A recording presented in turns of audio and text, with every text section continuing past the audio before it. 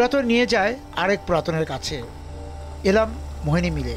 British পণ্য বর্জনে স্বদেশী আন্দোলন যখন জোরালো, তখন ভারতীয় সিভিল সার্ভিসের অবসরপ্রাপ্ত কর্মকর্তা মোহিনীমোহন চক্রবর্তী 8টি তাঁত বস্ত্র দিয়ে এই মিল চালু করেন।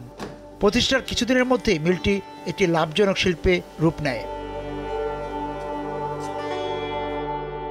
1908 সালের মধ্যেই 100 একর জায়গার উপর ছড়িয়ে যায় পুরো মিল।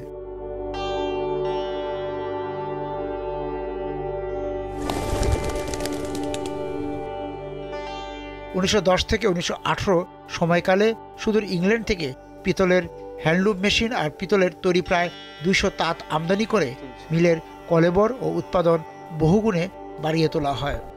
এ সময় প্রতিদিন কুষ্টিয়া বড় স্টেশনে ভারতের শিলাদহ থেকে কয়েকটি বগি রিজার্ভ আসত মোহিনী মিলের সুতা নেওয়ার জন্য।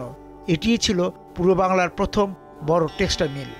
1965 সালের ভারত পাকিস্তান যুদ্ধের পর থেকে মোহিনী মিলের পতন শুরু হয়। বাংলাদেশ স্বাধীন হওয়ার পর বহুবার বেসরকারি মালিকানায় হাত বদল করানোর পরেও রাষ্ট্রের দায়িত্বে থাকা কারখানাটি সচল হবার স্বপ্ন দেখতে পারেনি।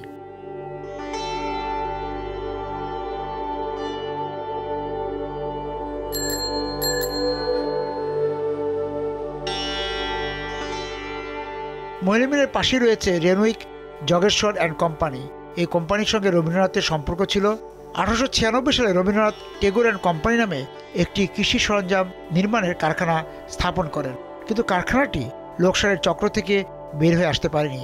অবশেষে রবীন্দ্রনাথ তার শ্বশুরকুলের আত্মীয় জগেশ্বরের কাছে 3000 টাকায় মালামাল বিক্রি করে দেন। লোকসান ও দুর্নীতির ফাঁদে এই প্রতিষ্ঠানটিও এখন পরিত্যক্তের তালিখাতায়।